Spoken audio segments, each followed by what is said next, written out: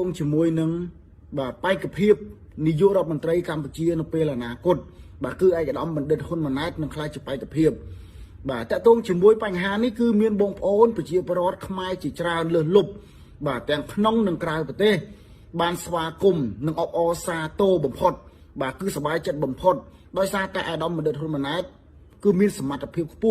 แบบอาจบรรโตจะไปกับเพียบนิยรัฐมนตรีกัมพูชีทั้งไงขังมุกแบบให้แต่ตรงจมวยนึงปัญหานี้ត្រឹមទៅក៏ដូចម៉ែហែង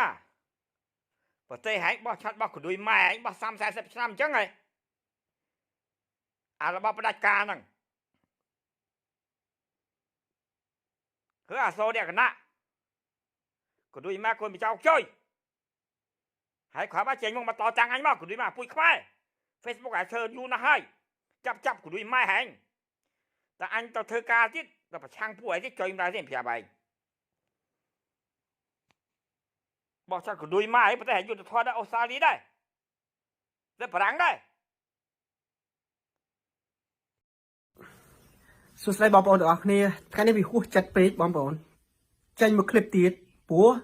យើងឃើញថារបបនៃទីក្រុងភ្នំពេញវាហួសហេតុបាទហួសហេតុមែនទែនពាក់ព័ន្ធទៅនឹងអ្នកដែលរិះគន់ទៅលើបញ្ហាស្រូវចុះថោកហើយបែរទៅជាចាប់ខាត់ខ្លួនឬក៏ចាប់យកទៅវាស់កម្ពស់ធ្វើកិច្ចសន្យាដើម្បីបញ្ឈប់ការបង្ហោះសារពាក់ព័ន្ធទៅនឹងស្រូវថោកគ្រាន់តែឡើងស្រូវចោះថោកក៏តែចាប់គេទៅវាស់ខ្ពស់អាហ្នឹងនៅខ្មែរក៏ដូចមកអាខ្វាក់ហ៊ុនសែនក៏ដូចមកអាលួយមន់គេព្រៃចមុតដាំតបែកក៏ដូចមកអាមេចោក៏ដូចមកអាមេធិតកោពីភពនៅណាប្រទេសណាដែរប្រទេសក៏ដូចម៉ែហែងដូចអញទៅកម្ពុជាយកស្រីមកលក់មកចាប់មកយកលុយអញតែដល់អញប្តឹងវិញជាប់ហែងពៅតើទៅលើក្រោយធ្វើយ៉ាងទៀតអញទេមកប្តឹងទៀតហើយជួយតិនហើយគេមិនអោយឲ្យធ្វើចឹងទេសុំឲ្យលក់គ្រឿងក្នុងអញតែប្តឹងដែរគ្រួយមកខ្វះហ៊ុនសែន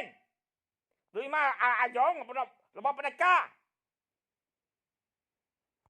សម្ដេចតេជោហ៊ុនសែននាយករដ្ឋមន្ត្រីនៃកម្ពុជាបានចោទសួរទៅជនក្បត់ជាតិ3ចំនួនថាតើហ៊ានទេ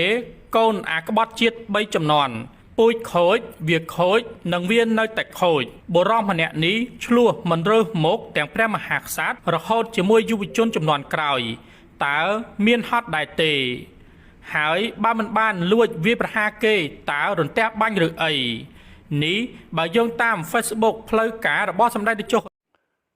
ព្រះមហាក្សត្រក៏ដូចម៉ែហែងឯងអាតែជានោះប្រពន្ធ5មានមួយនៅក្នុងវាំងថ្ងៃហ្នឹងវាស្រឡាញ់គ្នា